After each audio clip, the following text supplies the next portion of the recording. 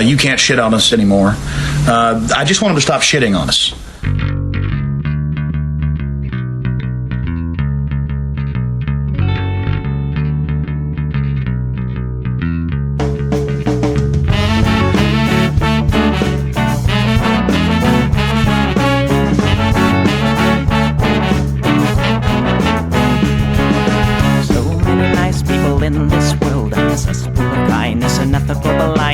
So please excuse my sarcastic tone. I'm a bit underwhelmed by the sample shown.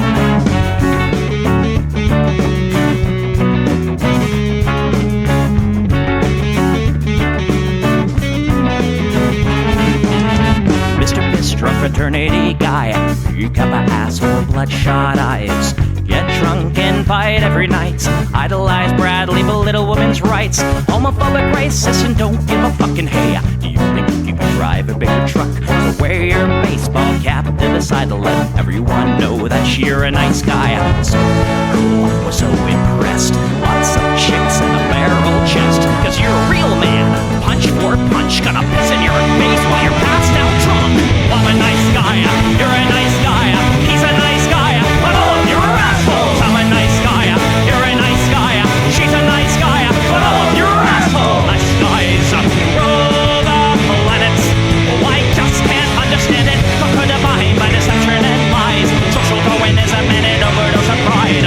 Fuck off, jerk off, I don't wanna hear it. Fuck off, jerk off, read into the lyrics. Cause everybody gets their just desserts. As long as you remember that nice guys finished first.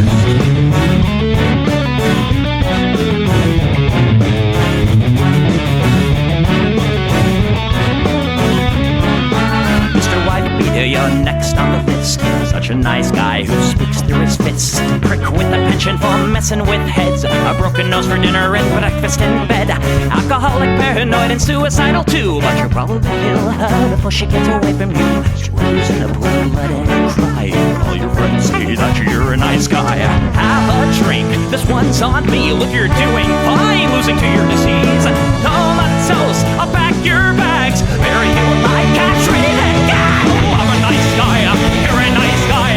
We're all nice guys, but all of you are assholes. He's a nice guy, she's a nice guy. Hey, Tom Bone's a nice guy. All of you are assholes. Nice guys rule the planet. The public benefit. Put a body by deception and lies. Social Darwinism and an overdose of pride. Fuck off, jerk off, I don't wanna hear it. Fuck off, jerk off, read into the lyrics. So let the party spill quench your thirst. As long as you remember that nice guys finish first.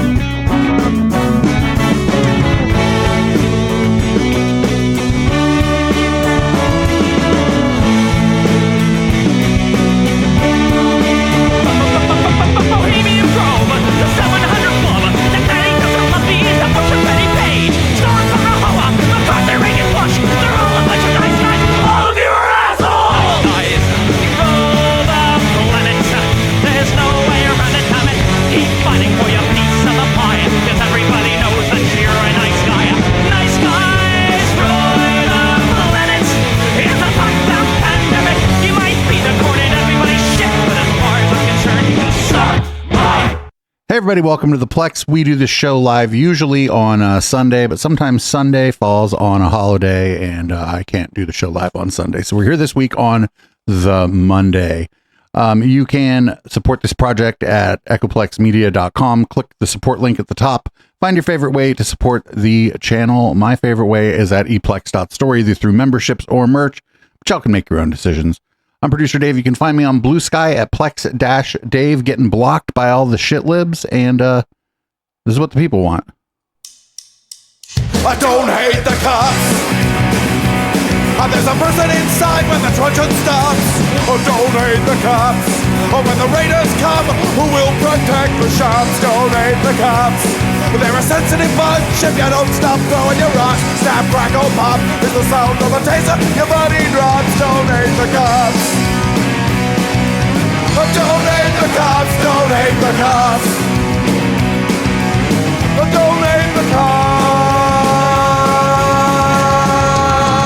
like your local police. Cause they don't do nothing wrong like your local police. Got rid of the corruption and the racism is gone. They've been keeping the peace, keeping homeless folks out of the parks and malls. Got a cure for your social disease.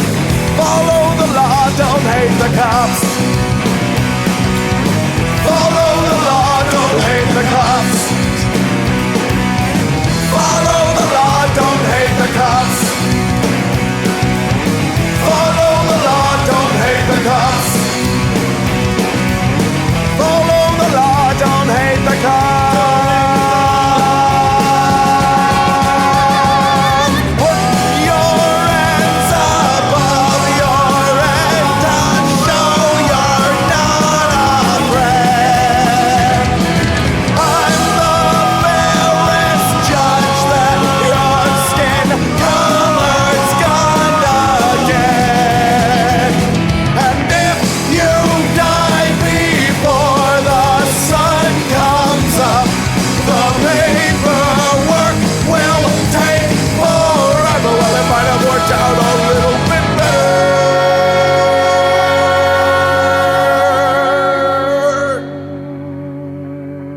if you didn't hate the cops. Cause they don't do nothing wrong, don't hate the cops. You can't blame them for just doing their job, don't hate the cops. Well, you gotta wonder, how much would it cost for you to be shot at and stabbed at by maniacs and drunks? Don't hate the cops, don't hate the cops. Don't hate the cops, don't hate the cops. Don't hate the cops. Don't hate the cops, don't hate the cops. Don't hate the cops, don't hate the cops.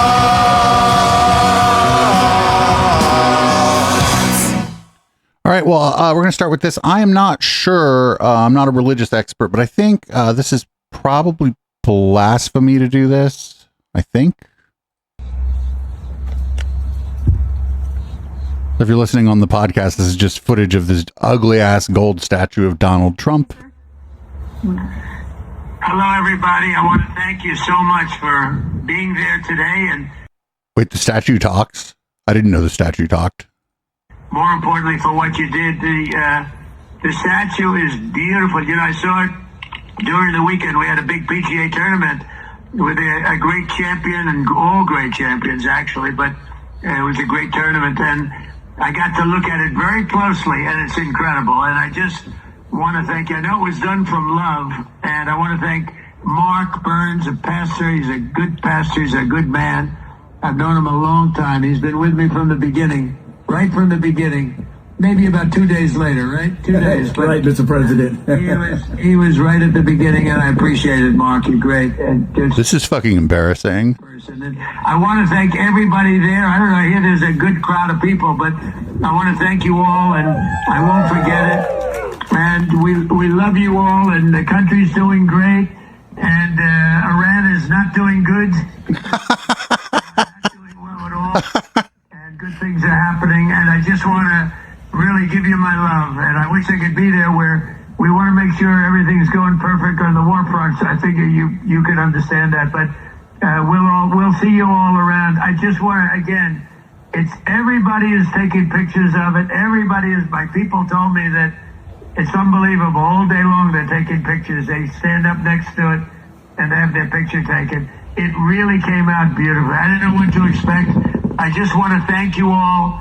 And we love you all, and God bless America. God bless you, sir. God bless you. We love you. God bless you, Mr. President. Do y'all remember that that famous image in Iraq where they fucking toppled that Saddam statue? I hope we get a moment like that with this statue one day.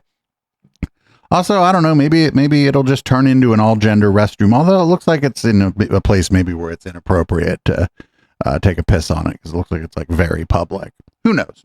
Anyway, that shit's hell of ugly, but of course they are erecting golden statues of Donald Trump.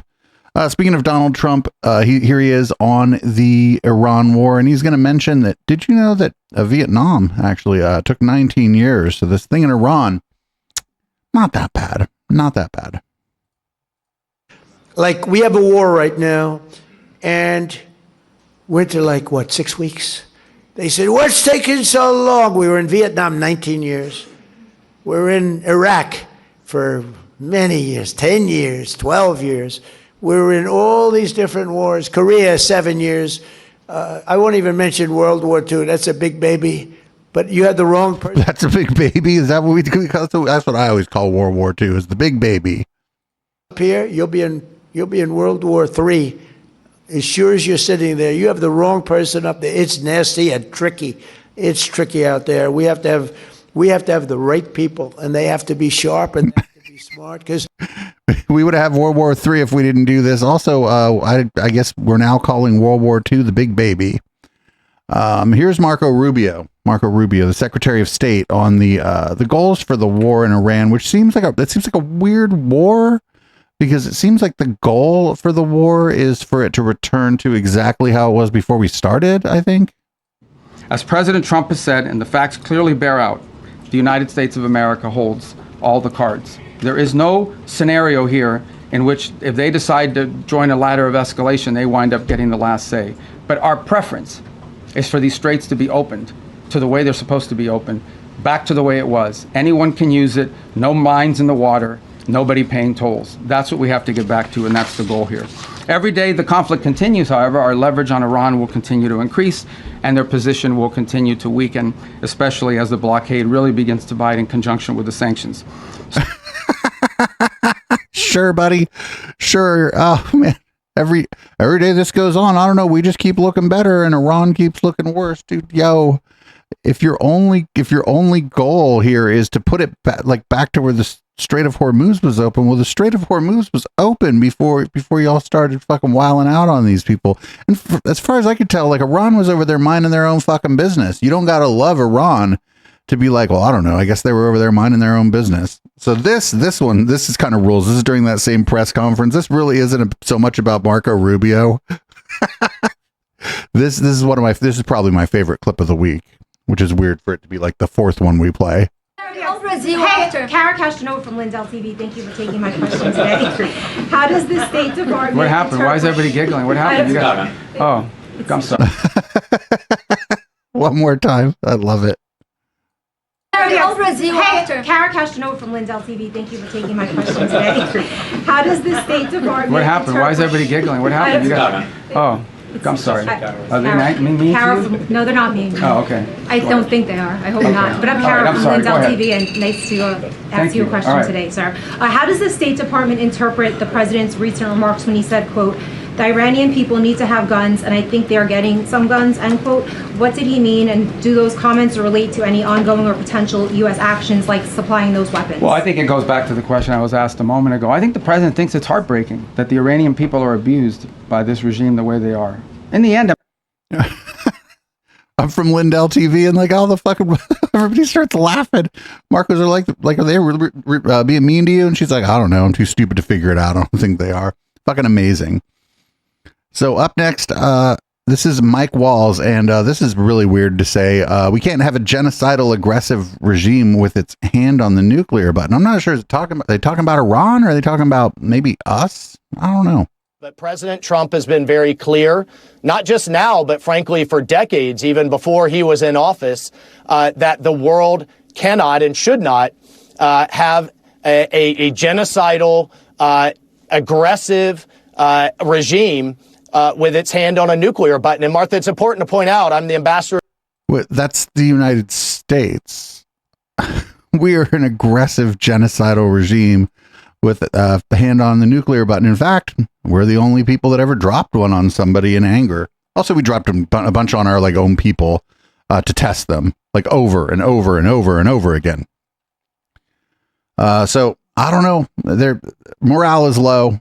People don't trust the U.S. government right now. So what they're going to do, and that's what I'd do, they're going to bust out this guy, Sebastian Gorka. But we did hear a much shorter time frame at the beginning of this, right?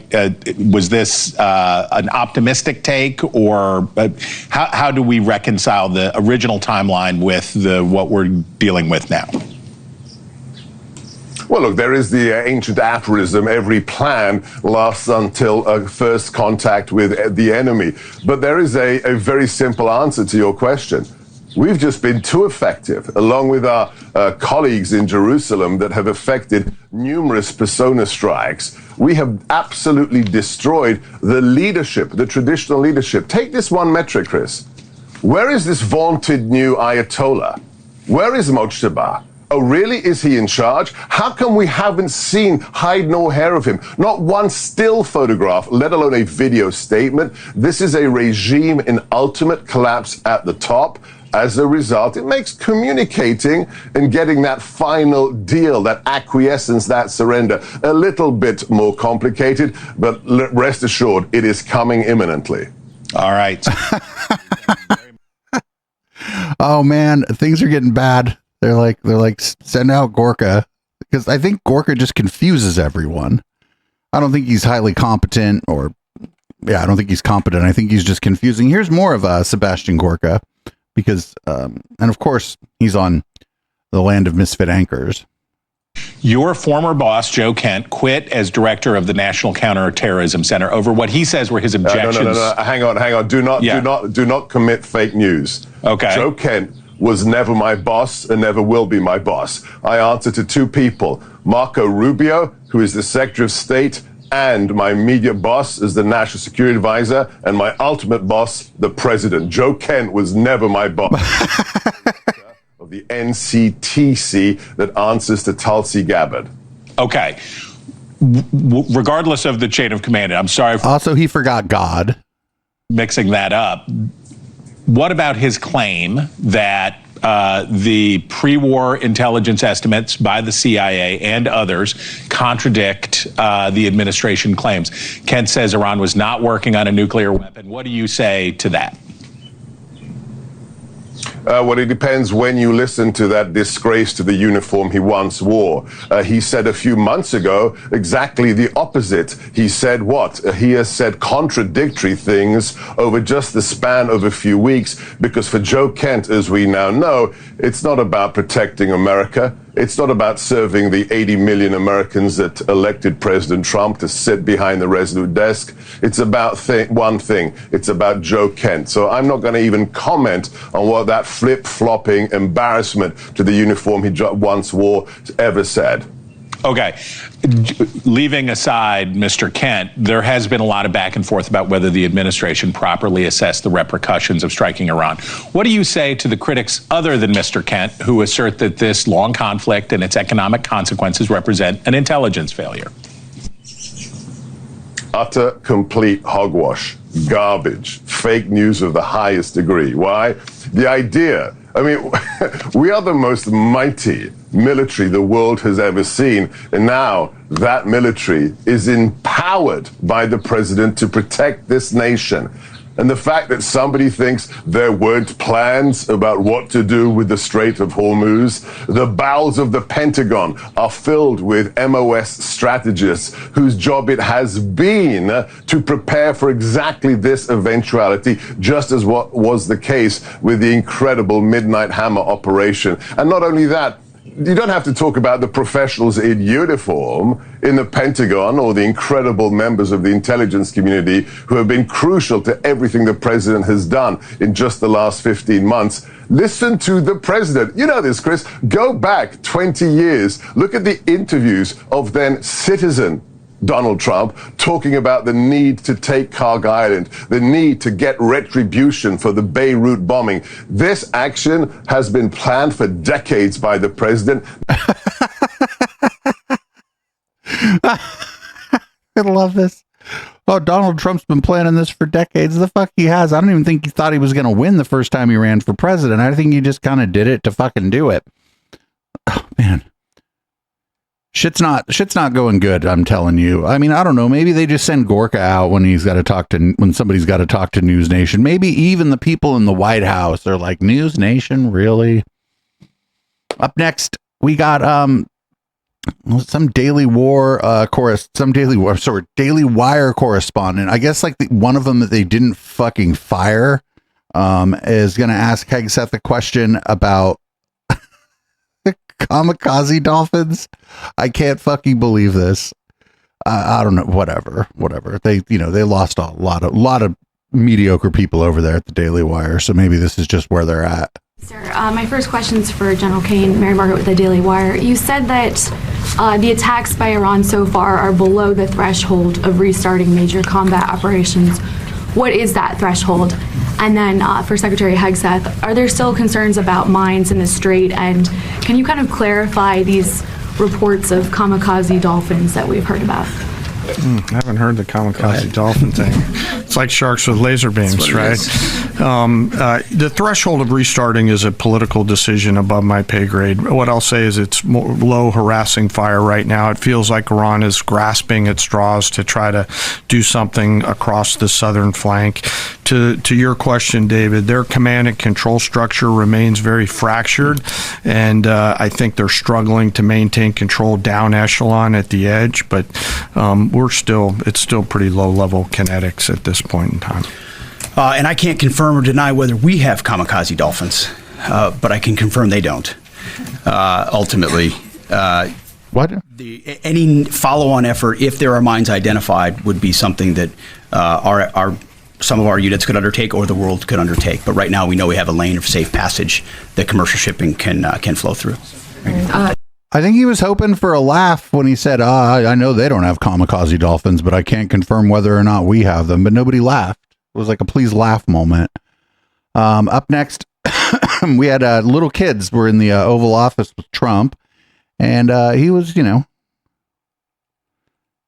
telling them about Iran because, I don't know what they were doing there, but I don't know. Maybe they were there to learn about Iran. I don't fucking know. Because they're sick people. These are sick people. And we're not going to let lunatics have a nuclear weapon. The power of a nuclear weapon is something I don't even want to talk about. But it's not going to happen. And we have beaten them badly. They're talking, now they're reduced to little boats with a machine gun on the front of them because they had a Navy. That clip ended in a weird place, but yeah, these kids are there that like, what? I like this one kid. He seems to be like trying to read this piece of paper. This one kid over here with the red shirt under the blue shirt is like frowning. I love it. Like, what the fuck, dude? All right, so we got more here, of course. We're gonna move on though. This is called the Blame Biden segment. Did you know that all of the job creation under Biden? Well, this guy's gonna tell you what all of it was. It might surprise you what this idiot thinks. Right to work. And we did an analysis when we first got into the White House that showed that almost all of the job creation that happened under President Biden was the employment of illegal aliens. And so by securing the border, by reinforcing immigration law, there were some that said that we wouldn't have enough workers to grow the economy. You can remember that. But in fact, what has happened is great high-paying jobs have been going to American citizens, which is really what the intent of President Trump's policy was. So that's insane. Like even if you like, I don't like their immigration policy, but even if, let's say you liked their immigration policy, let's say you wanted to get rid of all the people who are here without papers or whatever, that is still an insane thing to say that almost all of the job creation under the last president was just people here without any papers. Nobody who was here, born here, naturalized or any of that stuff, actually got a job. It was just all people who were here without papers, which is fucking insane. So next, here's Peter Navarro. You know how like beef is like outrageously expensive right now. Well, also, did you know that's also Biden's fault? Like them, one of the biggest problems we have is inflation in beef. And one of the reasons has to do with just the way nature has been for the last decade or more. Drought has been a very big problem. There's not much we up here can do about that. But there are policies, for example, the withholding by the Biden vegans of literally millions of acres of grazing land. And we are swiftly moving that back in to help lower costs. You see, it was Biden's fault. Biden's fault. All the grazing land. He stole all the grazing land. Oh, man, these people are amazing. Here's Agriculture Secretary Brooke Rollins also blaming Joe Biden for the high cost of beef. It's all Biden's fault. It's all Biden's fault. He didn't know what he was doing, but also everything's his fault. Marsha Brown with Politico. You've talked a lot about how this will lower prices for consumers and help American ranchers. When do you expect consumers to feel that price relief at the grocery store, and for ranchers to also experience relief from this?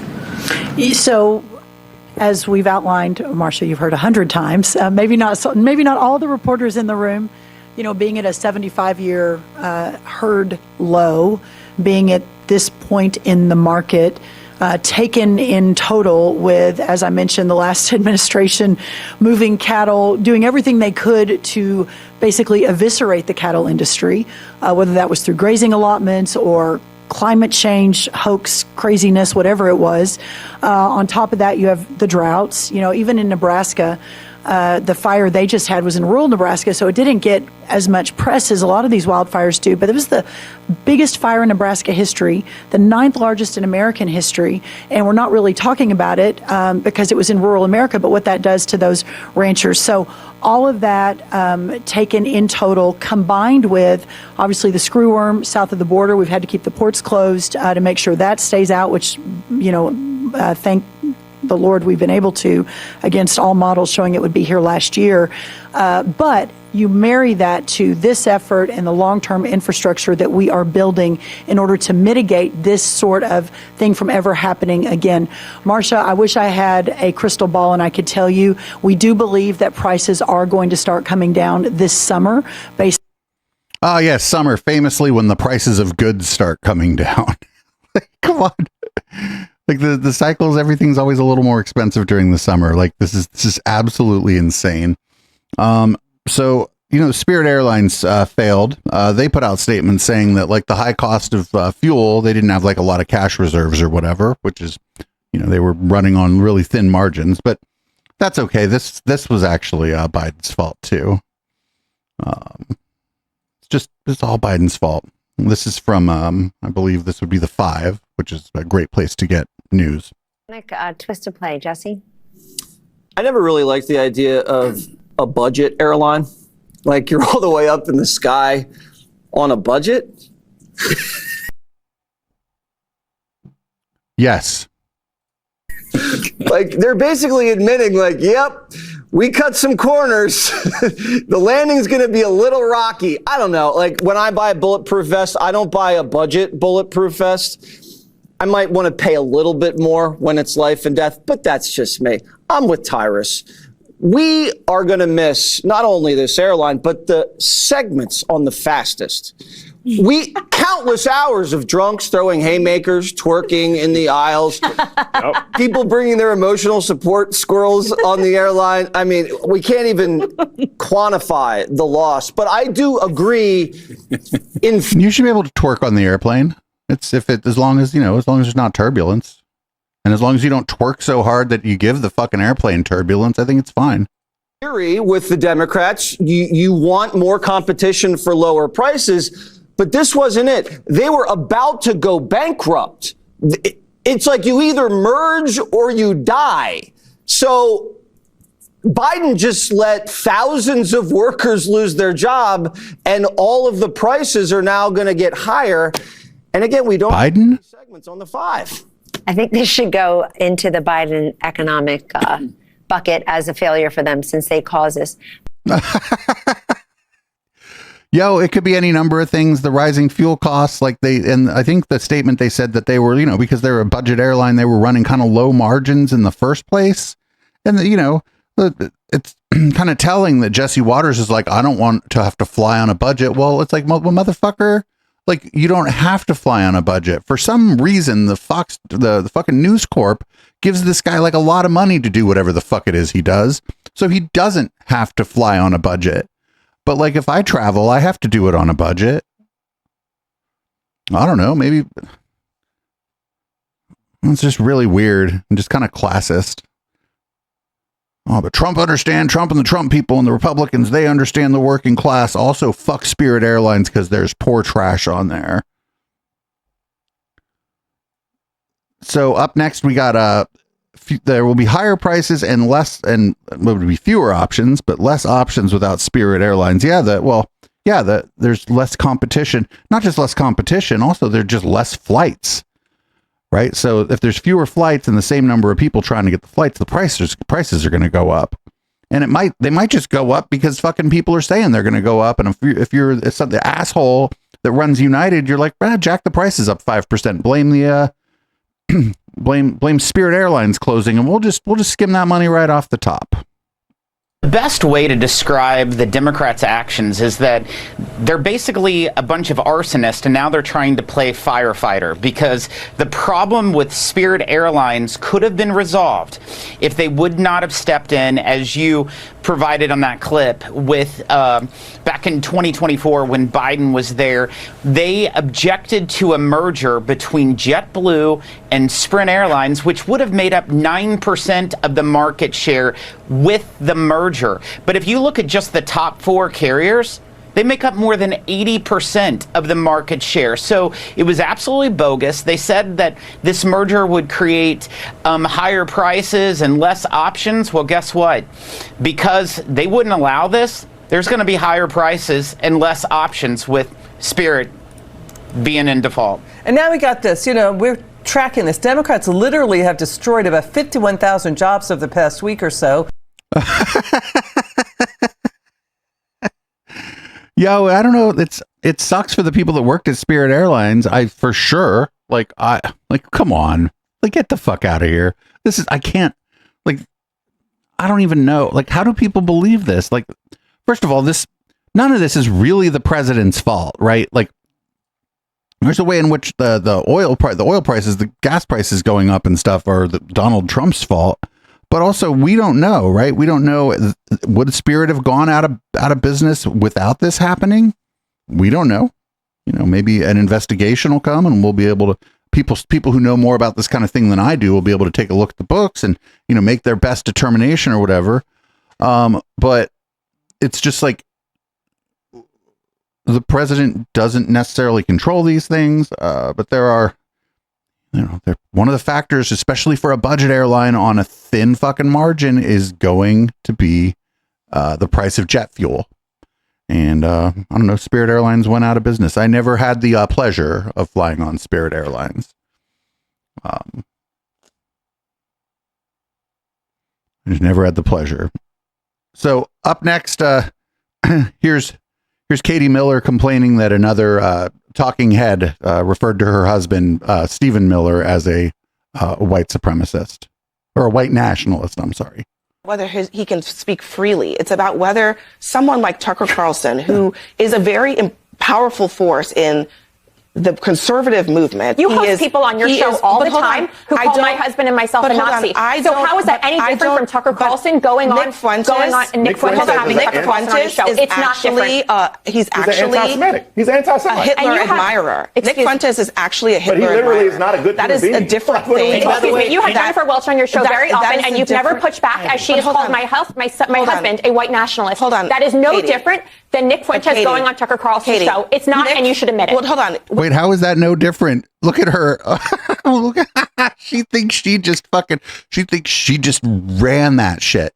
She's like, look at what I just did. Homegirl, you look stupid. You look hella dumb. How is it anything similar? It's not remotely similar at all. Nick Fuentes sits around and says that he likes Hitler. How is that similar What does Katie have to do with it? What does she have to do with it? She has nothing to do with it. Literally nothing. Scott, Katie is the person who just said to me that it is comparable to say that Nick Fuentes, who is literally a neo-Nazi, is the same as somebody, a liberal, who has an opinion who is not a neo-Nazi. They are not a hateful opinion. The same. How do you want? Excuse me. Let's go back to this point one more time. But Nick Katie, Fuentes can espouse an opinion on Tucker Carlson's show. It is not the and same he didn't push thing. back the same way you didn't push back when someone called someone in my family a Nazi. It's not different. Hold on a second. If someone comes on this show and says, "I love Hitler," so actually, the person in question used the term white nationalist, not a Nazi. I would use the term Nazi. And yeah, they're talking about Jennifer Welch, who I really like, by the way. She's really cool. When she goes on this panel and some dumb motherfucker talks, she cannot control herself and she makes fucking childish faces, and I love it. I am fucking 110% there for it. What he did, they would never, first of all, I would never invite them on the show and they would never be invited back. So those two things are not the same thing. But yet you've gone on Jennifer Welch's podcast. It's the same thing. They are not the same thing. What I find so saying I love Hitler versus I think this person is a white nationalist. No, that's not the same thing. Absolutely not. Nuh-uh. But hold on, Katie. No, we can do you believe that Jennifer Welch has a right to say something negative about your husband? The same way Nick Fuentes has the right to say what he wants to say. So you think that it's okay? Hold on. Do you think it is okay for Jennifer Welch? Is she allowed to say something negative about your husband? Absolutely, and it's your job as a moderator then to push back. So that's the first thing. It's the same way you're asking Tucker Carlson to push back against Nick Fuentes. But hold on, Nick Fuentes. Is it not different? Nick Fuentes is espousing. He's not describing someone else as a Nazi. He is saying, I admire Nazis. You don't think that's a different thing? Do you believe my husband's a Nazi? You allow someone on your show to say it. Do you think those things are different? Honey, just say yes. Sweetie, just say yes. When she said, do you think my husband's a Nazi? Just say yes. Just say yes. There's a merger going to happen where fucking you're going to get fired from fucking CNN by, I don't know, by an AI coming soon anyway. So fucking just say yes. I don't think anybody around me. Equitable comparison. So listen, for Nick Fuentes to go on Tucker Carlson's show and you to have people to have on your show. You are making a comparison of two things that are not in any way the same. I acknowledge and listen, when it's happened more than once, Abby. But hold on. At one point, it's a common occurrence. When people say their opinions, I don't endorse them, but I also am not responsible for their opinions. So doesn't that apply to Tucker Carlson? That is different from a person themselves describing themselves as a hate monger. Is Tucker Carlson responsible for Nick Fuentes' opinions? But hold on a second. I am also not a Republican Party official or a Democrat Party official. Neither is and Tucker so I'm Carlson. asking you about you as a Republican and who you think is the leader of your party, right? Right and now it's President Donald Trump. And I'm asking your opinion, okay? If you think that J.D. Vance is that person, do you think that he should be sitting at a table and nodding along with Nick Fuentes, yes or no? I don't believe J.D. Vance has ever sat and nodded along with Nick Fuentes. Do you think it is okay for J.D. Vance to think it's okay for Tucker Carlson to sit and nod along with I think it's okay for Tucker Carlson to have Nick Fuentes on the show, the same way you have people on your show who espouse similar views. Hold on, that's all I asked you, and we can just leave it at that. Because at the end of the day, that is what the Republican Party has to decide. Do they care whether or not someone who has a loud voice in their party is bringing on somebody who is encouraging neo-Nazism? Wait, and if you think that is okay, let's go back to the murder. Everybody talk at once. Fuck yeah. Should we? So we have to leave it at that. Next. What a bad segment. There was like an opportunity there. Mind you, Katie Miller just kept talking over her. But then she was talking over, like the host was talking over Katie Miller, but there was a real opportunity there to be like, listen, what you say is you go, Tucker Carlson is the only person that produces his show. I am not the only person that produces this show. I do not have the final say about everything that happens on this show. There are other hosts, there are producers, there are researchers, and there's a power structure here at CNN. I do not make all of the decisions here. It is not always my decision what happens on this show. So you would need to ask a variety of people, the staff here, etc. But then when she said, do you think my husband's a Nazi? She should have just said yes, because there's a merger happening right now, or that's probably going to happen. And that lady going to lose her job. I think an AI is going to fire that lady. So she might as well just start trying to find a good off ramp for when she loses her job, because like the merger happens and some fucking ghouls take over CNN. So up next, here's Trump. He's I feel like maybe he should take a few more cognitive tests. Here's him talking about employment, unemployment. I don't know what he's trying to say here.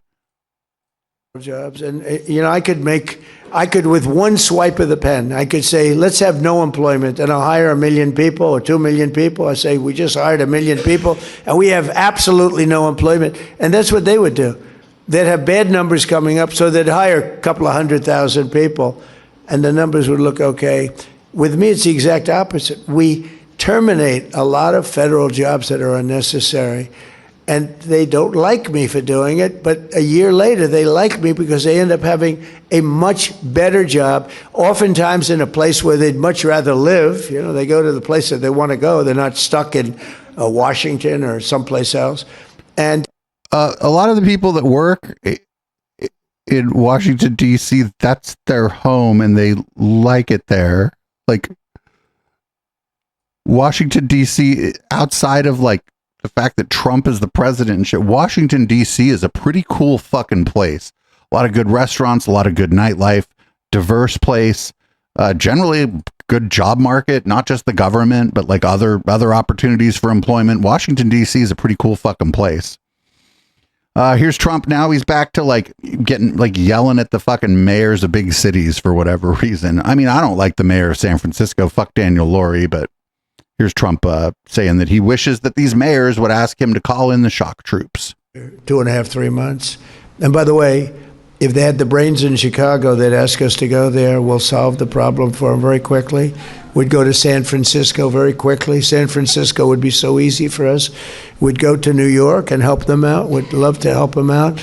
And we'd get crime numbers down 70%, 80%, 90% in a matter of months. We took it in D.C. was really bad. I don't want to go into the numbers in terms of using the word murder, but it was really bad.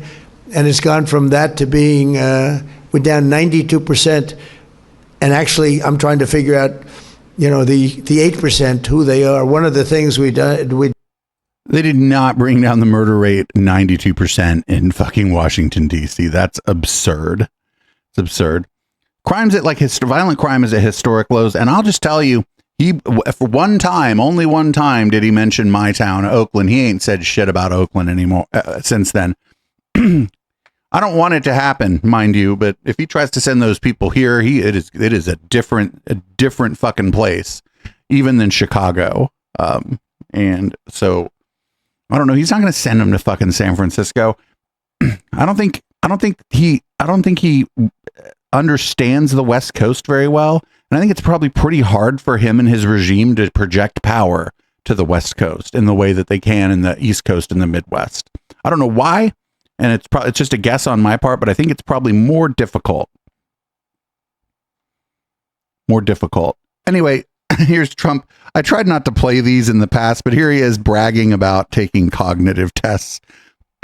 He thinks that these are like, are you a genius tests? But these tests are like, you're old, does your brain still work? Kinda. In my opinion, anybody running for president or vice president should take a cognitive test. And no president has ever taken one except me. I've taken 3 of them. And I identified the elephant correctly twice. And I've aced each one. 1 in the first administration, 2 over here. And whenever they get a little sassy, like, does he still have it? Does he still have what it takes?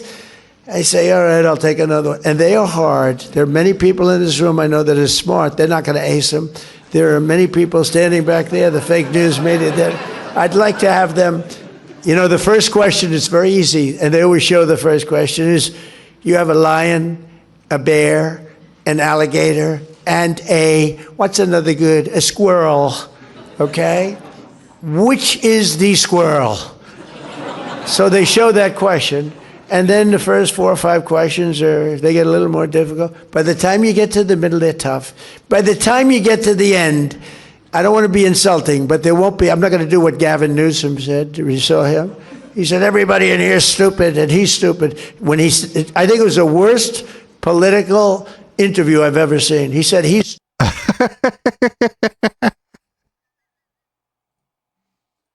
The middle questions are like, which one of these is Gavin Newsom and which one of these is Gordon Gekko? Trump not only is good at cognitive tests, he's also good at ballrooms. He's the best at making ballrooms, usually out of gold, a lot of gold. Sort of looks like gold. I was in a position being a builder and having built many ballrooms and many other things. I'm good at ballrooms, and we're giving you I believe it's the best. It will be the best ever built, and it will have windows that are thicker than any ballroom I've ever built. I usually have glass that's about 1/4 of an inch thick. This is about 6 inches thick. This can repel a lot of different weapons, but it's going to be incredible. It's going to be, aside from being secure, it's going to be I think it's going to be the most beautiful ballroom ever built, and it's something that the White House has needed, the presidents have needed, and it's an honor to be involved. And it really has become very popular. When people see the design, they really like it, and it's like who? Gotten some great reviews also. Like who really like I've seen like renderings of the inside, and it's just like fucking gold, like white walls and gold, a lot of gold, just gold. It's so fucking gaudy. It's like what dumb people think a rich person's ballroom looks like.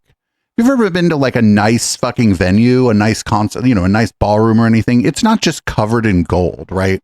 You're looking at like high quality materials. The floor is made of like high quality material, like wood. It's high quality materials everywhere, like different kinds of materials, not just gold. Someone designed it, like it's well designed. It's useful, but this guy, it's just gold. It's just gold. Okay, here he is. Now, did you know there's a manufacturing boom? I didn't know that. There's a manufacturing boom. Boom, boom, boom.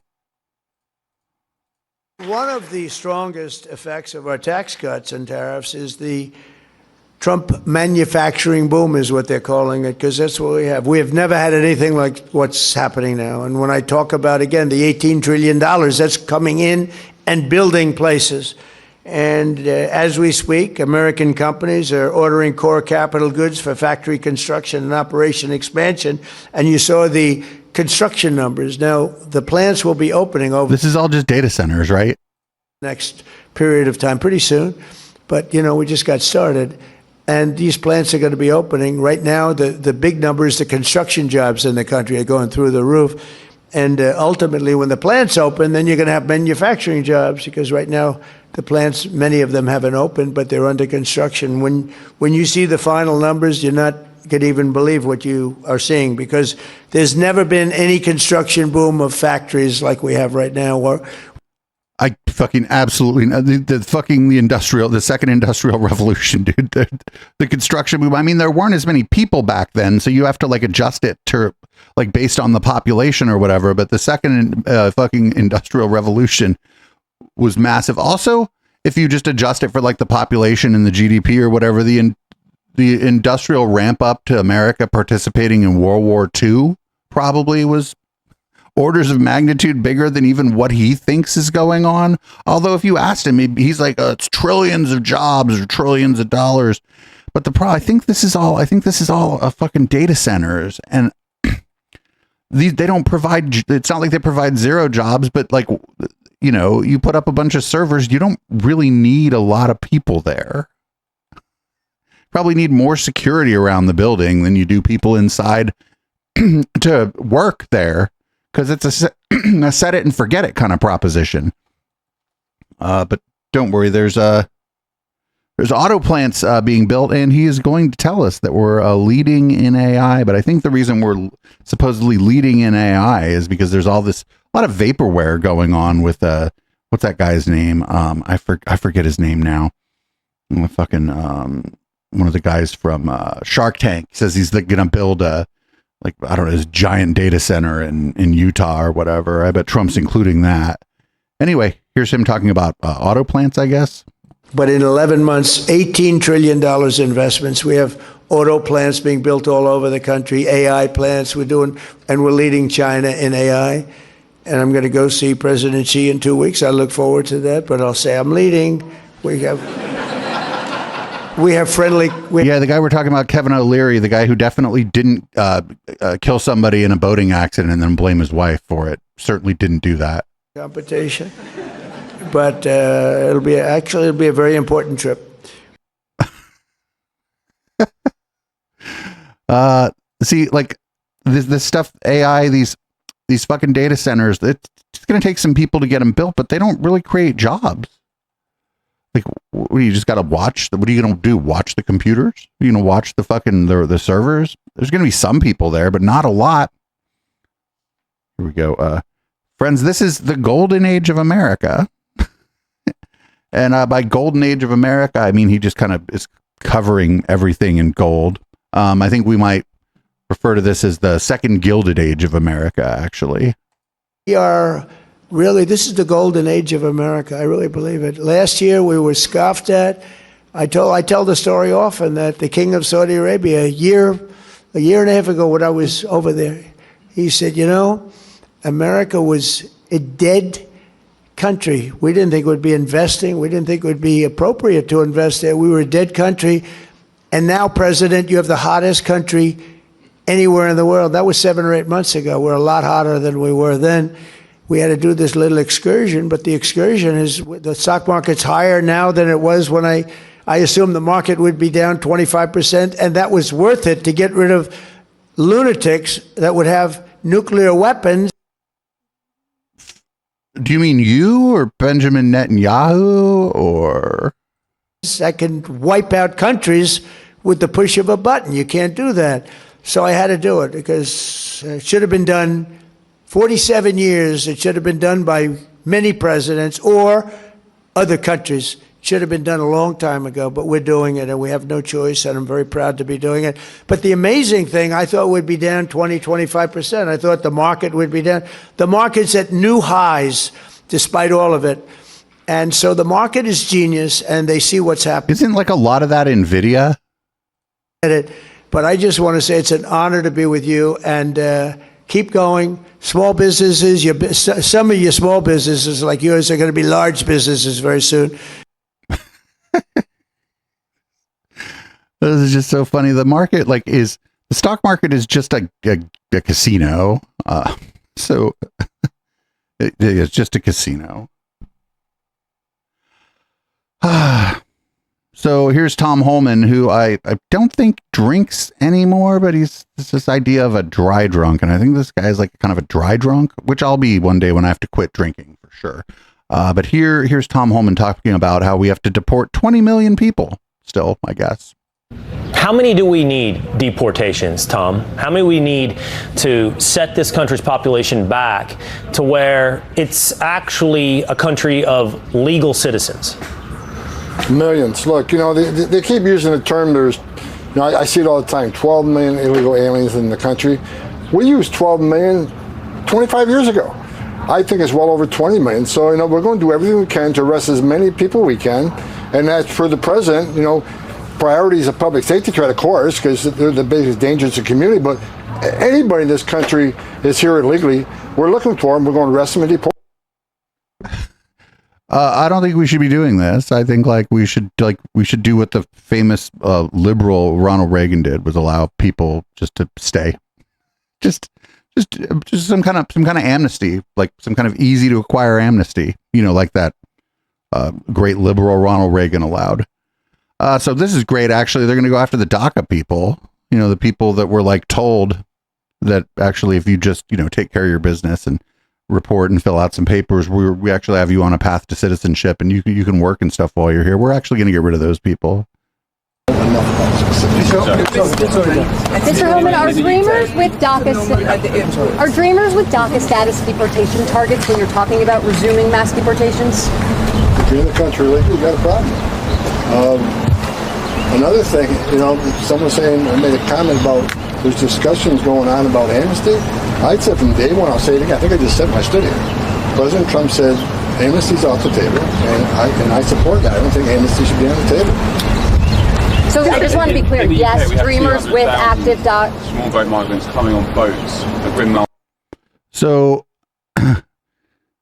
yeah, like the people that were told that you came here when you were a minor, you didn't, it just wasn't your choice, and we're gonna help you out, and we're gonna, as long as you integrate into society and whatever, there's a path to citizenship there. He's like, nah.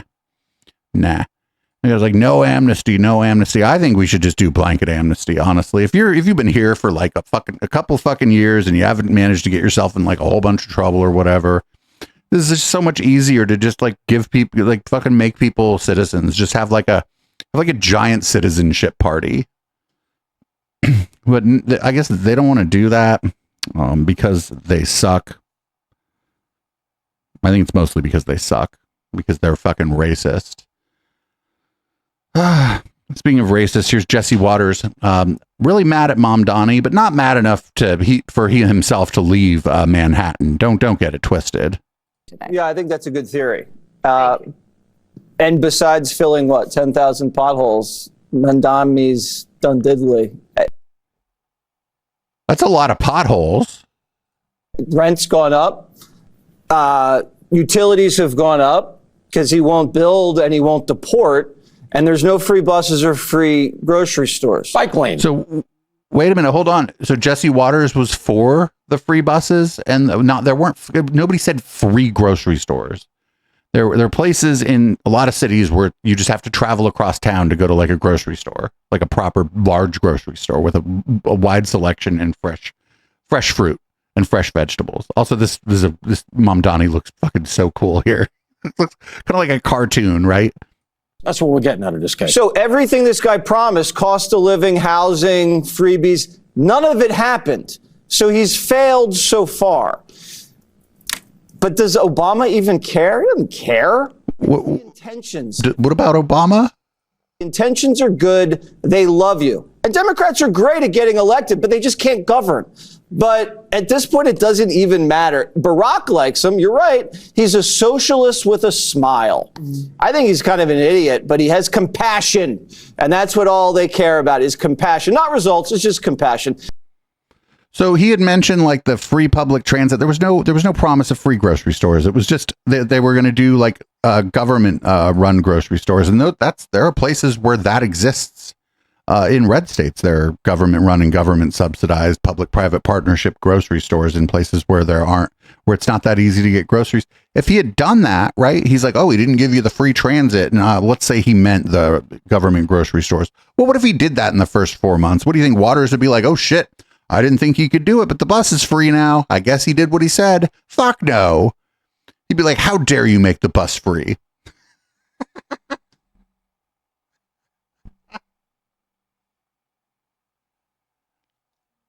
So here's Senator John Kennedy. I don't know. He's trying to ship Obama and Stephen Colbert. I don't think either of them are gay, but I don't know. They'd make a good couple. I don't really have a problem with this. Mr. Colbert, he and President Obama are obviously best buds. Maybe they ought to get a motel room or something. They were just fawning all over each other. I don't know. I think they'd be a cute couple. What do y'all think that Obama and oh no, look at Dave Rubin is going on after. I think Obama and Colbert would be a cute couple. Again, I don't think any of them are gay. I don't think either of them are gay, but I think they'd be a wonderful couple. They'd be a wonderful couple. So there's a bipartisan bill to go after anti-Semitism, and a lot of shit libs are sort of touting this. This is weird. This is weird. If you could imagine when they say go after anti-Semitism, they don't mean like neo-Nazis or militia groups or New World Order conspiracy theorists or anything like that. You know who they mean? They mean this guy over here on the left and this lady over here on the right. Across the political spectrum, we have seen a rise of anti-Semitism, especially on social media, and a lot of it at the voice of people like Hassan Piker and Candace Owens and Tucker Carlson. So these two are not like one of these things is not like the other. We're not big fans of Hassan around here, but I don't think he's anti-Semitic. I just don't think he is. Candace Owens certainly is. She believes in like that. What is a Zog, a Zionist occupied government and shit. And she like just straight up says shit about the Jews. But Hassan Piker does not just say shit about the Jews. He just doesn't do it. First of all, it's a bad idea if you're like on the left to do that, because people are like, wait a minute, you might be a neo-Nazi. But also, I have the funny idea that he doesn't hate Jewish people. I don't know. Crazy. Among others, who are promoting anti-Semitic hate speech, who continually seem to engage in longstanding anti-Semitic tropes, and we are pushing back against it. I did a meeting yesterday with high school students in my district, and a lot of the questions centered around Israel, the war in Iran, and frankly, a lot of it focused on some of the positioning that we hear, where Israel seems to be blamed for a lot of things that happen in the world. And well, I blame them for the things that they do. Push back against it forcefully, but this is something that I think is important across the board. So, Congressman Gottheimer, obviously the First Amendment says Congress shall make no law establishing the freedom of speech or of the press. What do you say to somebody who wonders, are you not risking running afoul of that? That's one thing, as your last guest talked about. It's one thing to speak up and let your point of view be known. It's another to incite hate and violence targeted at others. Hassan Piker, Candace Owens, this is hate speech intended to incite violence, as was just pointed out, the ADL numbers which came out this year. The ADL? Oh, no, man, the ADL used to be a pretty good organization. They used to like mostly focus on like neo-Nazi groups, and something changed. Something changed right around COVID. I think it got real bad. And Jake, I'm really glad you're focused on this, because these numbers are shocking, right? You're still up 70% of anti-Semitic incidents since October 7th. That's unacceptable. The hate in the streets around the country is unacceptable, as Mike just pointed out, and I'm grateful for his leadership here too.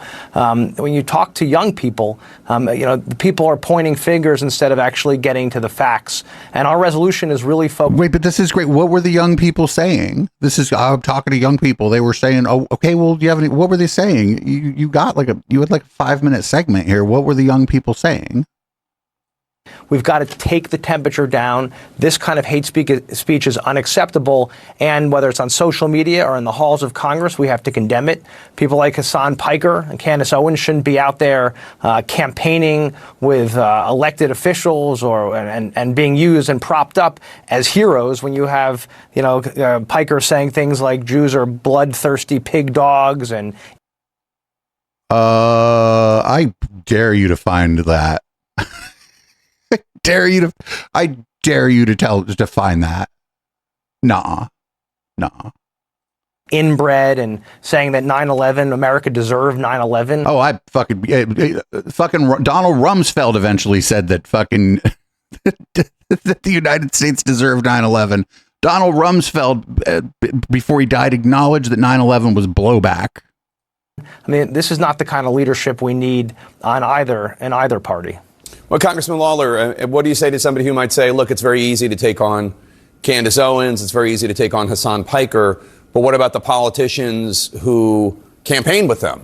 Or the politicians who, Tucker Carlson spoke at the Republican National Convention in 2024, that by going after these individuals and not the folks who enable them, the people who join them on the campaign trail or such, you're doing something easier than what would need to be done.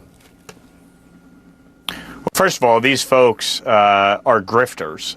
You look at somebody like Candace Owens, she's making about $500,000 an episode spewing this hatred. And they foment this hate to make money. And one of my opponents, Effie Phillips Daly, was just on Hassan Piker's podcast. I hope that person beats you in the election. And was criticized not just by me, but by the 4 county Democratic chairs for embracing somebody like Hassan Piker. And, you know, I've called out people in my own party like Marjorie Taylor Greene, one of the dumbest people to ever serve in Congress, who talked about Jewish space lasers. You didn't do that until she turned on Trump. I guarantee this motherfucker didn't have nothing to say about no MTG until she turned on Trump. I don't know who this guy is, but I guarantee you this dude didn't have shit to say when she was running for office, etc. To engage in anti-Semitic tropes. The fact is, in both parties, we need to call out this extremism. We need to demand better of our elected officials and really hold these individuals that foment hate to account. And I think Mike's right. We got to call it out, and even if it's of our colleagues, you've got to call it out when you see it, when you see anti-Semitism, and say it's unacceptable. It will poison any political party. We've seen it happen on both sides, and we've got to stand up. And that's what Mike and I, and by the way, 20 of our colleagues who stood with us in this legislation, that's what we're doing, is standing up to this. All right, Congressman Josh Gottheimer of New Jersey and Mike Lawler of New York. Thanks to both of you. Appreciate it. Oh, good. You couldn't have somebody younger on who maybe holds a different point of view or anything. You're like, I don't know, I did due diligence. I had a conservative Democrat and a conservative Republican on here, both of who are big supporters of Israel and the Likud party. All right, good job. That's balance for you. That's balance. CNN's just going to get worse soon, by the way. Up next, here is this is Kelly Loeffler. This is good news for everybody, I think. We're going to be using Palantir technology to detect fraud. Just fraud. That's great. Fraud is whatever Alex Karp's fucking surveillance death machine says it is now. At the SBA, we didn't even ask for citizenship information or birth dates on loan applications. We do now, and we banned non-citizens from getting access. It's simple measures like this. And then we're also using AI to detect fraud and to prevent it. We've worked with Palantir. Oh, good Lord. We're working with Palantir to stand up a fraud detection program and ensure that our programs are run with integrity.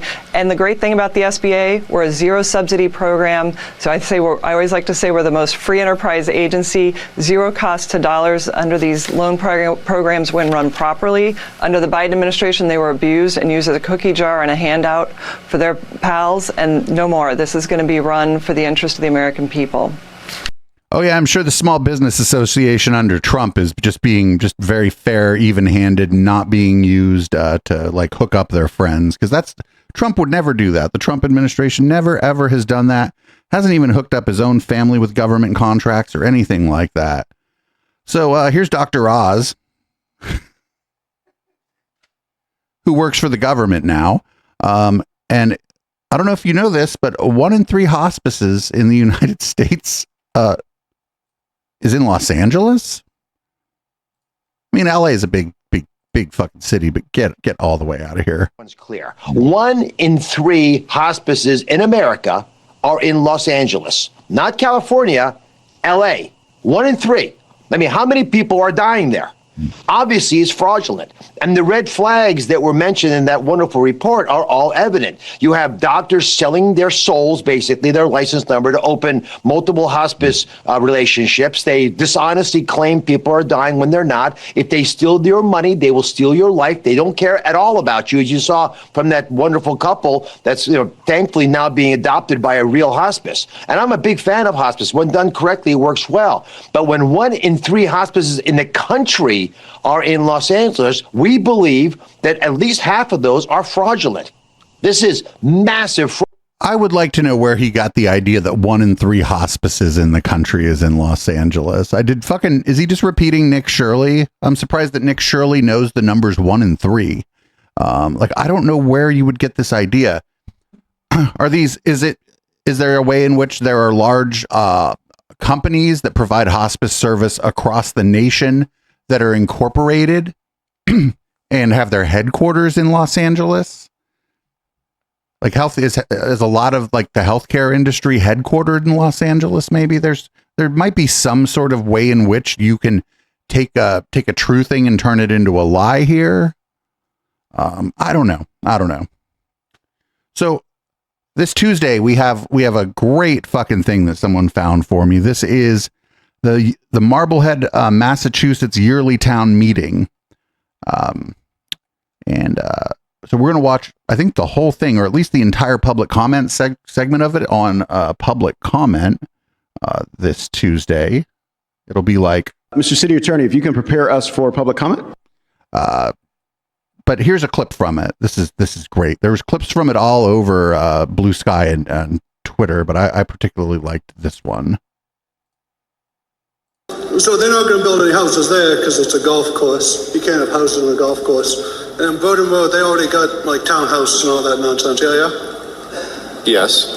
So like this is a way to comply with 3A without doing any of the 3A stuff. Yes, it is. We tried the other way and it was rejected. So, but like when we're preserving like the character of Marblehead, it's like it's a bad. We're selfish. We're doing a bad thing. Like we're not. Whoa, this guy's like woke Dan Bidandi. If you listen to like his speech and cadence and stuff, he sounds a little like Dan Bidandi, but he's like, he seems cool. Doing any housing. Is that a question? Yeah, kind of. Like, are we kind of being pricks? Like, like we voted last year. And how many times can we? Like, I don't. Like, are we trying to do nothing? Because it seems like we're doing nothing. I'm not an expert on this. I didn't even know it was a golf course. I hadn't driven by. But like, what are we? We're trying to make sure we build no houses. Like, I don't get it. Like, people live in houses. This guy's great. Sir, this is the plan before us tonight, so that's what we're voting on. Okay, I just want to make sure we're voting on nothing substantive. Thank you. I was afraid you're not missing anything. Okay, thank you. Dude, I love that guy. I can't wait till public comment on Tuesday is going to be lit. That meeting, I mean, there were tons of clips. And that guy was right. He's like, oh, so you found some kind of loophole so that we don't have to build housing. Instead, we're going to build a golf course. And he's like, I don't know. Doesn't that make us pricks? And the answer, sir, is yes. Yes, sir, you are correct. It does make you pricks. It does make you pricks. So we have two clips back to back. One of somebody who's fucking kind of great, and then the next one's going to be somebody who absolutely isn't great. The first one is this Philly crossing guard who went kind of viral because he was doing his job as a crossing guard, also like just rocking that fucking hat too. Doing his job as the crossing guard and saw an accident, and it's pretty good play-by-play of what happened. Okay, you said you saw this. Yeah. How did you come to be in that spot? I'm the crossing guard on 55th and King Session.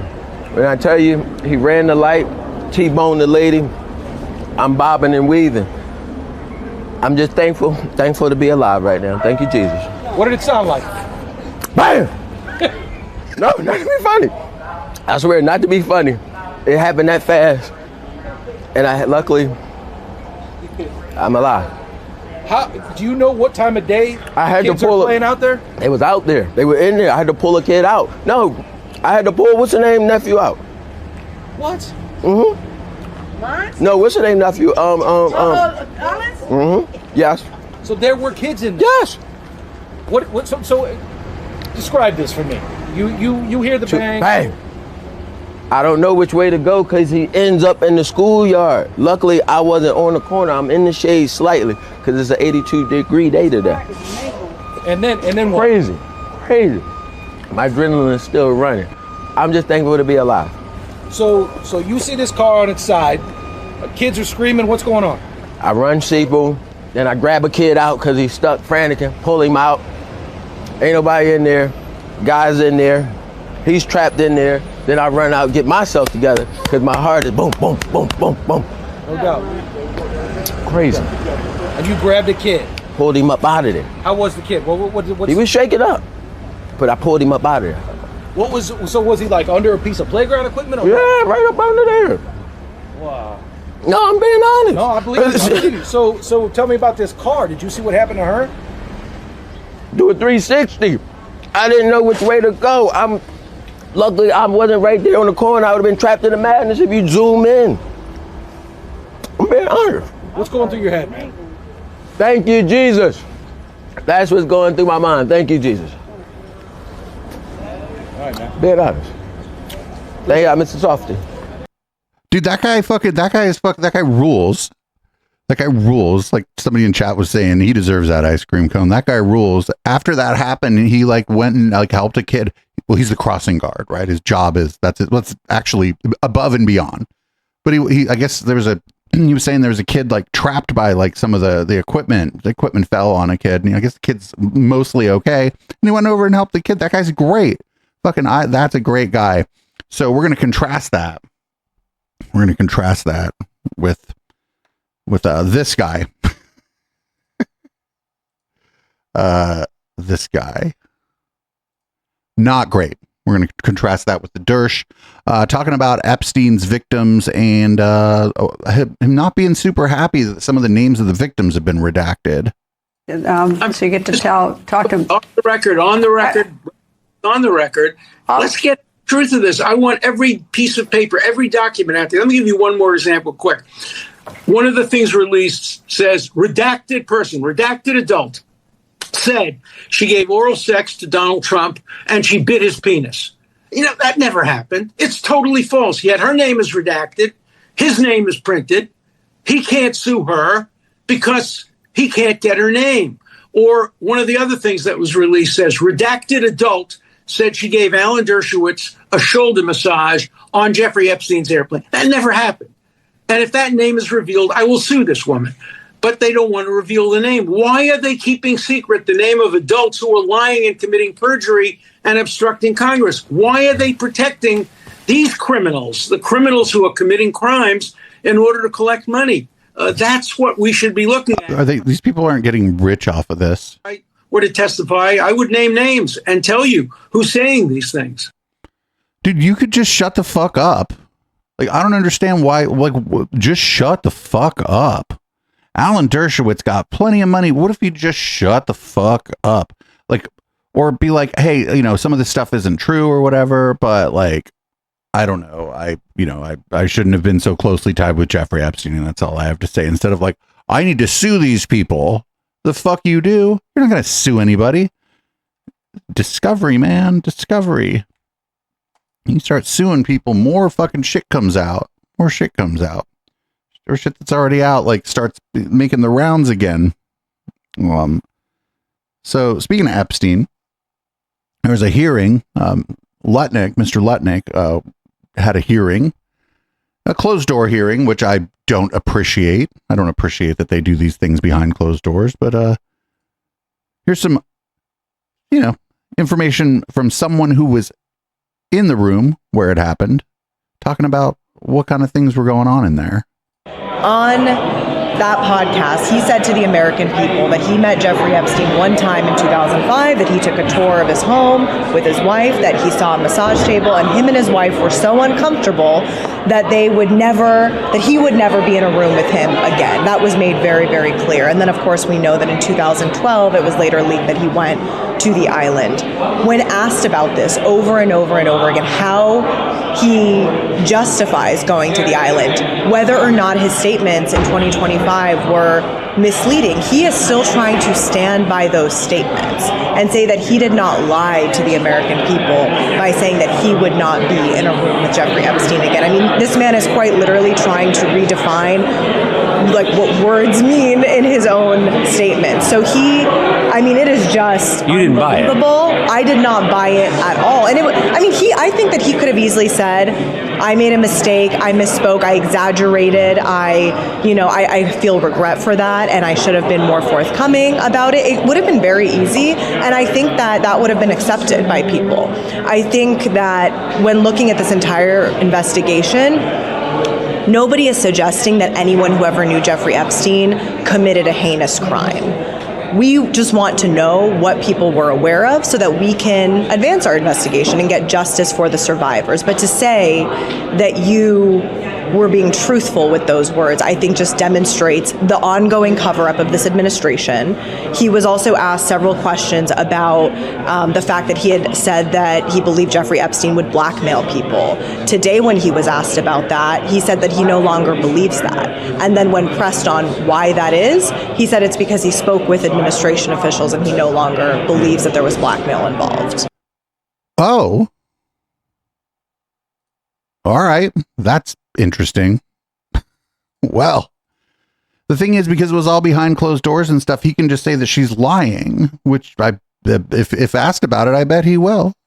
This is why this stuff, I don't know, this stuff shouldn't be behind closed doors. This is like a member of the president's cabinet, not like just some normal person being deposed. And even normal people who get deposed, sometimes their shit gets published. Here we go. This is Transportation Secretary Duffy, who is, I guess, went on the Great American Road Trip on your dime. So I wanted to lean into America's 250th birthday. Rachel and I actually met on a road trip on a reality TV show. Right. And so over the course of 7 months, we just kind of found these moments where I might be able to do some work. I could take the kids with me, do a road trip. Oh, yeah. And our motto is to love America is to see America. And there's so much to see in this beautiful country. We did that with our family. The president kicked us off, as you're seeing right now. We went to the Oval with the kids. By the way, who gets to do that? The kids were wildly excited, and he was so generous with his time, the president was. Yeah, man, you remember when they got mad at fucking Pete Buttigieg for taking like a little bit of fucking like parental leave and working from home after they adopted a kid? Do you remember when they got mad at him for that? Anybody remember that? I used to make fun of Pete Buttigieg. I think he did a good job as transportation secretary so far as I could tell. But you remember when they got mad that he like just worked from home for a while when they had a kid? Also, not for nothing, these are these pro-natalist people, so they were mad that, I don't know, that he didn't impregnate a woman or whatever. But this guy, like on your dime, was spending on and off the better part of 7 months as transportation secretary, taking his kids on a fucking vacation and then filming it for like a fucking, like some kind of fake documentary. Get the fuck out of here. Fuck you. Fuck you. All right. This show is not been fun this week. Here's a palate cleanser. This is the most American fucking thing in the world. I kind of like it. I'm not going to lie, but this is peak fucking America. Everybody, are you ready for the national anthem? Silently streaming, and the rockets red, the bombs burn. So for people listening on the podcast, that is fucking Ronald McDonald. Gave proof through the night that our flag was still there. Oh, say does that star-spangled banner yet wave o'er the land of the and the home of the brave. I mean, you couldn't have like 20 years ago, like written this into an apocalyptic future of America fucking comedy or whatever. Like, I don't know. Homeboy could sing pretty well. I think he was kind of overdoing it on the, on the low notes or whatever, but Homeboy could sing okay. Yeah, he could sing okay.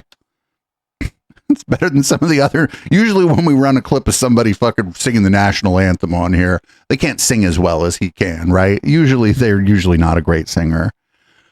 Another thing, as we deal with America, you know how these people are fucking really mad at DEI? Particularly the Turning Point USA people. They're mad at DEI. Well, here they are giving, I don't know, some lady a fucking degree who didn't like do anything, actually.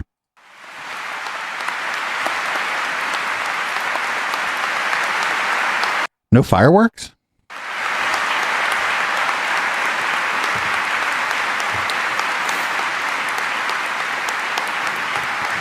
To be fair, it is a degree from Hillsdale College, so, you know.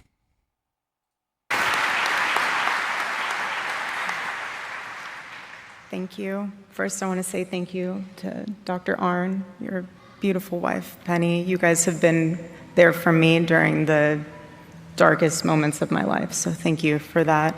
To all of you here, parents, class of 2026, faculty and staff, it's an honor to be here. It's an honor to accept the degrees that I'll be receiving later on behalf of myself and Charlie. On a lighter note, yesterday was my wedding anniversary, and I couldn't help but think of a funny story to share with you through, I had obviously a lot of pain, but when we got married and we went to our honeymoon the next day, we decided for our honeymoon that it would be a disconnected honeymoon, meaning no computers, no cell phones, just being able to pour into each other, plan out what our family life would look like, what type of parents we want to be, what type of spouse we want to be, so really just pour into each other. And so, again, no phones, but at the time, Charlie's assistant gave Charlie a bat phone for emergencies, so there was only emergency phone numbers on this phone, nothing else. So when we arrive, we go straight to the gym, because that's what we did, and I'm on one side of the gym, Charlie's on the other, and then all of a sudden, I was thinking he pulled out the bat phone. And I was like, okay, maybe he's gonna put on some music. He loved classic rock. I was like, maybe he's gonna put on some music. So I'm on the treadmill, he's over in the weights, and all of a sudden I hear Dr. Arn's voice coming from the side of the room. And so I walk over to him, and I was like, baby, what are you listening to? He goes, I know. He was like, I'm almost done. He's like, I have to finish just a few more lectures from Dr. Arn. I have a few more certificates I have to get from my online courses at Hillsdale. We're almost there. I can't skip him. I was like, baby, you do what you got to do. I'm here for it. But I enjoyed it because I was learning about Churchill too. When he was working out, I was working out. It was a great little bonding moment. But every time Charlie finished a Hillsdale program, he would screenshot the certificate of completion, and he would send them to me every time. I know he would send them to the team as well. I believe he also sent them. What? Wait, what? That's a dumb story. I don't give a fuck. I thought Charlie said don't go to college. I guess he's like doing correspondence courses over the phone, like via video from Hillsdale College, like on his honeymoon. I don't know. Yeah, that's not a very inspiring speech, and nobody gives a fuck. So we've got a fucking, oh man, we've still got kind of, not like a lot. What do we got? We got 1, 2, 3, 4, like 6 or 7 more. This first one is pretty interesting. Lauren Boebert thinks that the UFOs or aliens or whatever are actually fallen angels and Nephilim, because of course that's what she thinks. So, and she's going to tell you this from a car. God is the creator of the universe. He's never not going to create. So it's always been something in my mind to say, well, how can we be the only ones? Like, God's not going to stop creating just with us. But the more I look into this, the more I see the Old Testament and what was told to us there of fallen angels and Nephilim. I mean, this is in the Bible. There's nothing that says that fallen angels, that Nephilim just disappeared. And so I believe that this could be an aspect of it. You know, there are things that we have seen that could resemble portals. And, you know, I mean, we serve an infinite God, a God of the universe. And to say that. I know she said infinite God, but it almost said that she almost sounded like she said that she serves an impotent God. Is the only realm is ignorant. And so what I've seen, I wouldn't, put it as, Marvin the Martian kind of thing. But I do believe that this is more spiritual. And if you really want to go there, demonic. Dude, Marvin the Martian kind of rules. What is she talking about? Don't fucking shit on Marvin the Martian. Okay, up next. This is one of our friends, Lance Wallnaw, and he's going to talk about Rob Reiner and his wife. They were killed actually because they allowed demons into their life because they were criticizing Donald Trump. Also, shout out to Right Wing Watch. Do not be afraid because of the words that you have heard. The Lord says, behold, they are blaspheming me. You see, if God has plans to bless you and restore you, and people are saying you've got an idiot leader that doesn't know what he's doing, getting us in trouble, they're actually not just talking about the leader, they're talking about God. Behold, I will put a spirit in that, what's his name? Rabshakeh. And he's going to hear rumors and return to his own land, and I'm going to make him fall by the sword in his own land because he blasphemed against me. That tells me that it's not a little thing when you are speaking as an oracle and influencing people, that if you're doing that and you're saying you're a Christian, then you're implying that you're inspired. And all these ones that have their crosses on their neck and crosses behind them on their podcasts, they're even in more danger than a liberal running their mouth because they're trying to represent God. And when the Bible says you shall not take the name of the Lord thy God in vain, it isn't talking about cussing. Christians don't comfortably cuss about the name of Jesus anyway. It's saying don't attach the name of God to that which isn't God. Well, anyway, an angel comes down that night and kills 185,000 Assyrian soldiers. And the leader ends up going back to his house, tragically, where he's killed by his own sons. I think about Rob Reiner. I prayed for Rob Reiner. Rob Reiner attacked me, attacked Trump, said I was a dangerous Christian nationalist. I was shocked, but not surprised, to find out that he had opened up his own house to such demonization that his son lost his mind and killed his parents. I don't think it was God. I think it was the devil. But here's the thing about spiritual things. Pray for your enemies. Pray. Because they're working themselves into greater and greater darkness, and that darkness could actually ultimately turn on them. Does that make sense to you? And as much as he was an adversary to me, the fear of the Lord hit me as I read that story, because I realized that the judgment of God on certain sins is to give you over to them. All right. Well, that's crazy. That's crazy. It's horrible what happened to Rob Reiner and his wife. And that I don't say actually much about it because it's a personal matter. And that's like what that guy said. That's fucking horrible. Like someone in chat said, there's no hate like Christian love. Speaking of weird Christian shit, here's some home decorating ideas. If you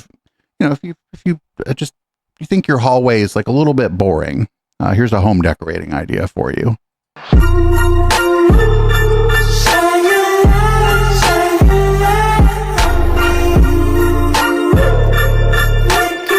So for people who are on the podcast, there was music, obviously, which you could hear, but some guy used a glow-in-the-dark marker to put like Bible verses or whatever, like on a white wall, so that when you turn off the light or have a black light running or whatever, you can read Bible verses that the person that wrote them probably doesn't understand.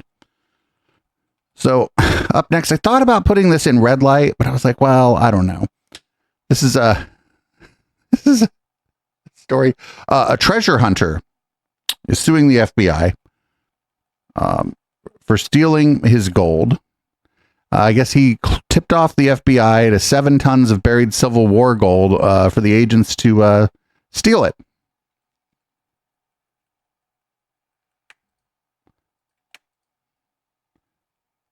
And here's, I don't know if there's a local news report or just some video of it happening. Not just some video of it happening. Reveals allegations of a secret gold rush in the woods of Dents Run, Pennsylvania. We feel we were double-crossed and lied to. Dennis Parada, a treasure hunter, is suing, claiming years ago he detected a possible trove of gold and silver buried underground that could be worth millions and led the FBI to it. We brought him up here in the snow, set the GPL up, and set the test off, and the machine lit up gold. I mean, it was bright. The light bulb almost blew out. Area folklore has it in 1863, during the Civil War, Army soldiers lost a shipment of gold in the Pennsylvania wilderness. Parada says his tip to the FBI in 2018 culminated in a secret dig in the middle of the night that even he didn't know about, and claims the government has been covering up the findings. You could hear the noise, and I was like, and I looked, and that whole hillside, I said, it was so bright. They had the biggest lights out there. I went back the day after they dug with all my equipment, and we didn't get no more gold or silver readings. The dispute has turned into a legal battle, with the FBI in previous court filings acknowledging a team was sent to do testing, admitting tons of gold might be buried there, but saying nothing was found, and it, quote, continues to unequivocally reject any claims or speculation to the contrary. Parada doesn't buy it and is suing to get all the FBI records on the dig turned over, insisting he's due a finder's fee. I will never stop. I will stick at this until the end, until I know everything that happened to that gold. The Justice Department has turned over some documents, but court filings claim others are missing. A judge now has to decide whether to ask the FBI to cooperate further. Derek Dennis, ABC News, New York. So if you find a bunch of gold, just dig it up. Don't tell anybody. Don't tell anybody. Fuck the FBI. All right, here's RFK Jr. on who died during COVID. They're still talking about this. They're still doing this same shit. They just can't stop this particular thing. Like, they were talking about this from day one. The first, like, basically as soon as people started dying of COVID, and they're still talking about it now. The average American who died from COVID had 3.8 chronic diseases. So what was really killing them? It was almost impossible for COVID to kill a healthy person. It was killing people who were already sick. Well, that's what a disease. Yeah, disease will be more likely to kill you if you already have comorbidities, but it's not like nobody who died from COVID who appeared to be whatever perfectly healthy means beforehand. Also, like, we all have comorbidities. Everyone has comorbidities. And this dude's just a eugenicist. Here's Donald Trump on vaccines. Just a big old glass, like a glass full of them. They just give you a glass full of vaccines. I don't think that's what they're doing, but you know, this is the president, so you should, I don't know, respect him or something. A woman named Katie Talento, if I'm saying her name correctly, who recently stated that in 2017 she worked for you, and her job was to keep Bobby Kennedy as far from the West Wing as possible after you had agreed to a vaccine safety commission. Did you know about that? She's published on that the last couple of days. She says she's apologizing for that, basically. Did you know that at the time, that there was somebody supposedly tasked with keeping Bobby Kennedy away? No, I didn't. He's doing a good job. I think Bobby, people love him. I didn't know about that. Do you think there should be a vaccine safety commission? A commission on what? Vaccine safety, something to examine, something like he proposed back then. I believe in vaccines, but I don't believe that, you know, you have to have a mandate for all of them. The polio vaccine's amazing. It's, you know, wiped it out. And I believe in vaccines, but, you know, I think we were up to 88 vaccines. And I really... How many? Vaccines, if they were given in smaller quantities, up to 88 vaccines. Huh.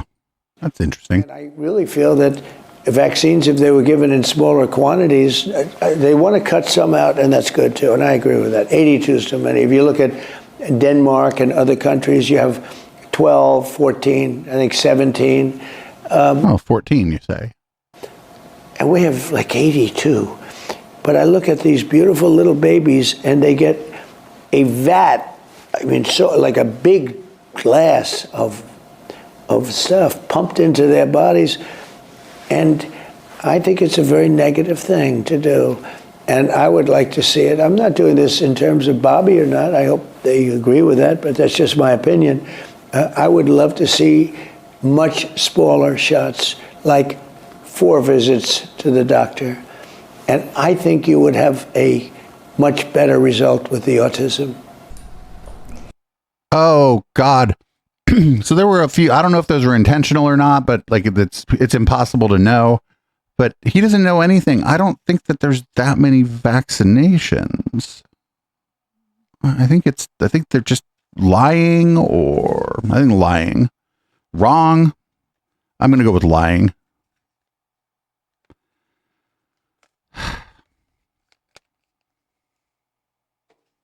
So here's Sherry Tenpenny talking about how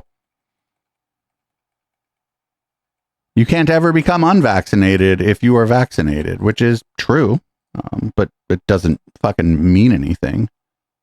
So here's Tenpenny. By the way, we would make fun of this lady for over a decade. We found her because of chemtrails. She was talking about chemtrails. She doesn't talk about them as much anymore. With the types of things that this injection does, binding the spike protein to the surface of your cells, making an antibody, which means you're sensitized to that forever, through a process called transfection, binding spike protein to your cells. Once you've been vaccinated, it is the mark. You cannot. The mark, like the mark of the beast? Become unvaccinated. A lot of the other vaccines, people want to know what they can do to detox from the mercury or the aluminum or the viruses. This is an irreversible thing. Once you have decided and made it an uninformed decision, I can't tell you how many people say, I don't even want to hear about it, just give me the shot. I want to be back convenienced. I want to be convenienced in my life. Yeah, sure.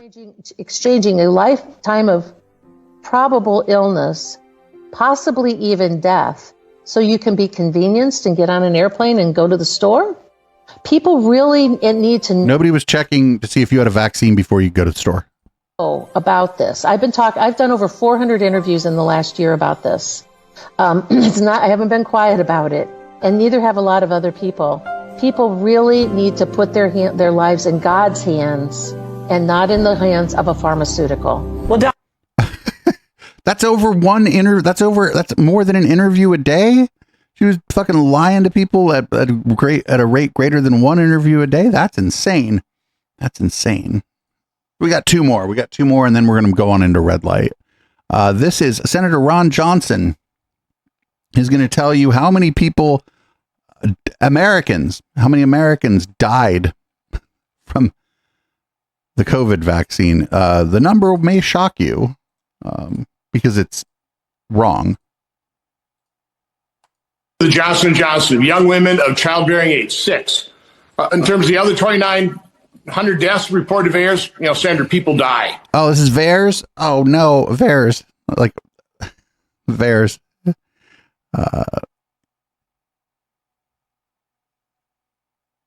There's like people on there that said that they got the vaccine and it made their wife leave them. Today, worldwide, we have 39,000 deaths reported on VAERS. 24% of those occur on the day of vaccination or within 1 or 2 days. We know from a CDC Commission study at Harvard called the Pilgrim Study that is looking at VAERS to improve it, less than 1% of adverse events are actually reported to VAERS. So take that 39,000, multiply it by as much as 100 times, that could be 3.9 million deaths. So again, the only reason I'm talking about those numbers, I didn't need a sophisticated mathematical algorithm to tell me that safety signals were screaming at the American public, at me, at federal health officials, at doctors. Everybody administering this program should have been looking at this going, whoa, what's happening here? So a couple things were happening with VAERS. One, like people who were anti-vaxxers were motivated to go on there and lie, right? There was none of it was being verified. It can't be verified because of like HIPAA laws, but like they weren't being verified. Like, so people, anti-vaxxers were motivated to go on there and lie. And then there was, something that people that I know or people that are kind of like us might do. People were going on there and trolling, right? There were trolls. There are trolls on there reporting adverse events from the vaccines that didn't happen, but they were funny. The problem is when these people go through, they don't separate out the ones that are funny. Like, oh, I don't know, I got a vaccine and then I got run over by a truck. And it was like, well, that's not the vaccine's fault. I hope this is false. In fact, you couldn't have got killed by a truck and then made this report, because if you were dead, you wouldn't be able to make this report. So that the VAERS is like a really bad thing. It's not a bad thing. It's being used improperly and like cynically, and I'd say possibly griftily by a lot of anti-vaxxers. And for people in the chat, you can hit !VAERS in the chat. And there's an ongoing list of ridiculous things that have been posted to VAERS. And it's not a comprehensive list. So before we go, Adam Carolla went on Trigonometry. For a half a second, I thought we should watch the whole thing because I saw it on YouTube and it was on the docket for a little bit. And then I saw this clip on Twitter and then I watched it and I was like, we're not watching this whole thing. Here's the clip. What's the one thing we're not talking about that we should be? Gynofascism. I figured you'd make that look. It's something I've been thinking about a lot over the last 20 years. We need more women in positions of power. We need more women making the calls and calling the shots. We need a woman president. We need a woman prime minister. We need more feminine presence, everywhere. And LA is mostly women, city council. We have a female mayor and we don't get anything done. And I started to really think about there's a difference between the male brain and the female brain. And the male brain wants to do stuff go, go, go. If you want to know the difference between the male brain and the female brain, Karen Bass and Donald Trump got together 3 days after the fires. And Donald Trump was like, let's get going, move, clean up those lots. Let's get building. And she was like, slow it down, slow it down. She is a process person and women are more likely to be process people. They talk, they want to talk it out. They want to work, they want to have a meeting and they want to break off and have another meeting and then we put together a blue ribbon panel. And so in LA, we have a homeless problem. And the homeless problem keeps getting worse every year, but we keep having more conversations. I'm sorry, is this Adam Carolla's house? If he's up here trying to tell us about the fucking homeless problem, he can fuck all the way off. And more panels and more groups, but it's mostly women and nothing ever gets enacted. And we are heading toward a society that used to be men, testosterone. And by the way, I'm not making this up. You're going to see more articles and stuff coming out that the feminine mind is different. And the feminine mind is also satiated by actually discussing the thing. So if we're sitting here and, you're going, we should take this and move this wall and do a thing. The feminine mind actually feels like we did something, whereas the male mind is like, we haven't done anything. We just keep talking about this thing that we're not doing. And it's frustrating versus. If you're going to move a wall in your house, there should probably be some planning that happens there. I don't think this is a feminine masculine thing. I think this is a person who knows how to fucking do something and a person who doesn't know how to fucking do something, or a person who doesn't know what they don't know how to do, and somebody who thinks they know everything. Satiating. So the feminization is causing a huge shift in our culture. We just got crushed. The feminine mind is measure twice, cut once. The masculine mind is cut once and cut your finger off. COVID, especially in Los Angeles, because we had a female health director. And by the way, men can be stricken with this. Gavin Newsom's a pussy and Eric Garcetti, our former mayor. Justin Trudeau thinks like a chick. Mm-hmm. You can tell, watch them cross their legs. Watch Obama and what the fuck? They cross their legs. It's a full chick. And they're signaling, they're presenting. They're going, I have chick dick. So it's a wait, what the fuck happening? It's going to happen, and it will fuck up our society because if something like COVID comes around, their plan is nobody leaves their house, shut all the schools. I'm done here. That's not how do we work? How do we deal with the danger? Dealing with the danger is shut down. Barbara Ferrer, the health. Oh shit! For a minute, I thought that was Steven Pinker. Crazy witch who ran this town. Her plan was just shut it down. Rochelle Walensky, CDC, just no nothing. Just shut it all down. And by the way, lie if you have to keep it shut down. So there is a gynofascism that's sort of coming, And it was a lot of years of like, well, if we just had women in charge, we wouldn't have wars, we wouldn't have crime, we'd have a better society. People would, no, it is not. Los Angeles is basically run by women and is run into the ground. And there's a problem.